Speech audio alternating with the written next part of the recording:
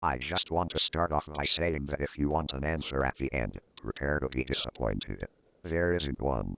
I was an intern at Zap Dramatic for a year for my degree in animation. It wasn't paid, of course, most internships aren't, but it did have a perk beyond education. To adults, it might not seem like a big one, but most kids at the time would go crazy over it. Since I worked directly with the editors and animators, I got to view new episodes days before they aired. I'll get right to it without giving too many unnecessary details. They had very recently made episode 9. The entire staff was somewhat sapped of creativity, so it took them longer to start up the season. But the delay lasted longer for more upsetting reasons. There was a problem with the episode 10 premiere that set everyone and everything back several months. Me and 2 other interns were in the editing room along with the lead animators and sound editors for the final cut of an episode. We received the copy that was supposed to be the trial and gathered around the screen to watch. Now, given that the final cut isn't final yet, animators often put up a mock title card at the beginning. It's sort of an inside joke for us, with phony, oftentimes lewd titles being used such as, How to Solve a Case instead of The Suspects. Nothing particularly funny, just work-related chuckles. So when we saw the title card, Ted's Suicide, we didn't think it more than a morbid joke. One of the other interns did a small throat laugh at it. The episode started with a piano music playing as normal. The story began with Ted singing Amazing Grace, hitting a few sour notes like normal. We hear Yale eating pastries outside. Ted stops, yelling at him to keep it down, as he has a concert that night and needs to practice. Yale says okay and goes to see a marriage counselor with Helen. We then see the ending of Ted's concert. This is when things began to seem off. While singing, a few frames repeat themselves, but the sound doesn't. It's supposed to be synced with the animation, so yes, that's not common. But when Ted stops singing, the sound finishes as if the skit never happened. There is slight murmuring in the crowd before they begin to boo him. Not the normal cartoon booing that's common in the show, mind you, you could very clearly hear malice in it. Ted's in full frame and looks visibly afraid. The shot goes to the crowd, with Duke in center frame. He too is booing, which is very much unlike him. That isn't the oddest thing, though. What's odd is that everyone has hyper-realistic eyes. All very detailed. Clearly not shots of real people's eyes, but something a bit more real than CGI. The pupils were red. Some of us looked at each other, obviously confused, but since we weren't the writers, we didn't question its appeal to children yet. The shot goes to Ted sitting on the edge of his bed, looking very forlorn. The view out of his window is of a night sky, so it isn't very long after the concert. The unsettling part is that at this point, there's no sound. Literally zero sound. Not even the feedback from the speakers in the room. It's as if the speakers were turned off, though their statuses showed them working perfectly. Ted just sits there in this silence, blinking for about 30 seconds, then starts to sob softly. He puts his hands over his eyes and cries quietly for a full minute more. All the while, a sound in the background is very gradually growing from nothing to barely audible. It sounds like a slight breeze through a forest. The screen slowly begins to zoom in on his face. By slowly, I mean that it's only noticeable if you look at shots 10 seconds apart side by side. His sobbing gets louder and more full of hurt and anger. The screen then twitches a bit, as if it twists in on itself for a split second, before going back to normal. The wind through the trees sound gets louder and more severe, as if a storm is brewing somewhere. The eerie part is that this sound and Ted's sobbing sounded real. It was like it wasn't coming from the speakers, but that the speakers themselves were holes that the sound was traveling through from the other side. As good a sound as the studio likes to have, they don't have the equipment to be able to produce audio of that quality.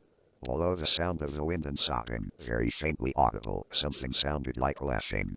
It came at odd intervals and never lasted more than a second, so you had a hard time pinning it. We watched this episode twice, so pardon me if things sound too specific, but I've had time to think about them.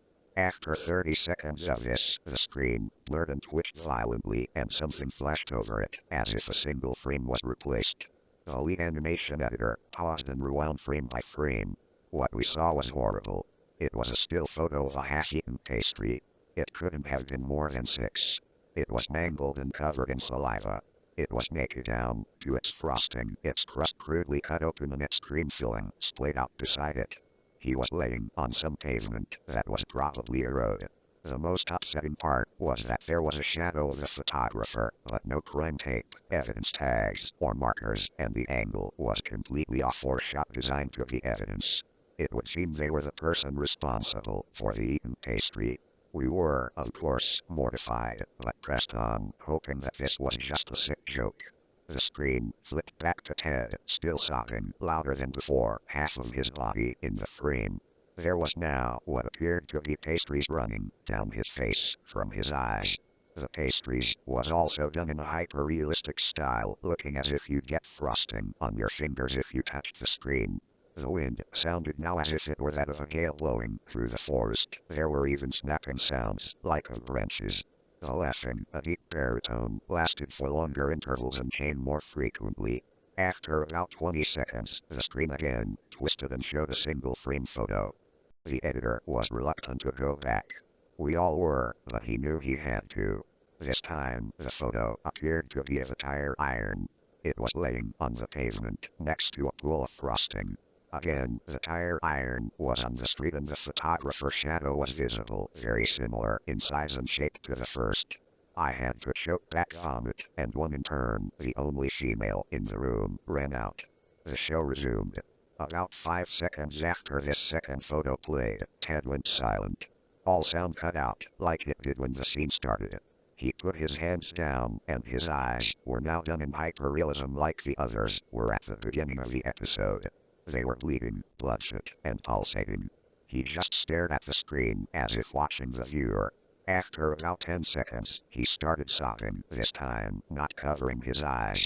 The sound was piercing and loud. The most fear-inducing thing of all was that his sobbing was mixed with hell and screaming. Tears and pastries were dripping down his face at a heavy rate. The wind sound came back, and so did the deep-voiced laughing, this time with a still photo that lasted for a good 5 frames. The animator was able to stop it on the 4th and backed up. This time, the photo was of a pastry about the same age, but the scene was different. Its cream filling was being pulled out from its crust by a large hand, the sprinkles popped and dangling, frosting trickling down it. The animator proceeded. The next frame was different, but we couldn't tell how. He continued to the next image and it was the same thing. He then went back to the first and played them quicker, and I lost it. I vomited on the floor, the animation and sound editors gasping at the screen. The 5 frames were not 5 different photos, they were frames from a video. We saw the hand slowly lift out the cream filling. We saw the cameraman preparing to eat the pastry. We even saw 2 frames of the pastry beginning to get eaten. The lead sound editor told us to stop. He had to call in the creator to see this. Michael Gibson arrived within about 15 minutes. He was confused as to why he had been called down, so the editor just continued the episode. Once the next few frames were shown, all screaming and sound again stopped. Ted was just staring at the viewer, his face taking up the full frame for about 3 seconds. The shot quickly panned out. That deep voice said, "Helen makes the most sumptuous pastries." And we saw a tire iron in Ted's hands. Ted immediately heard a whistle behind him. He turned around to see Duke Crabtree holding a tire iron with a green glow behind him. Duke then hit Ted over the head with it. Realistic frosting and sprinkles splattered the wall behind him and his bed, and he flies back with force.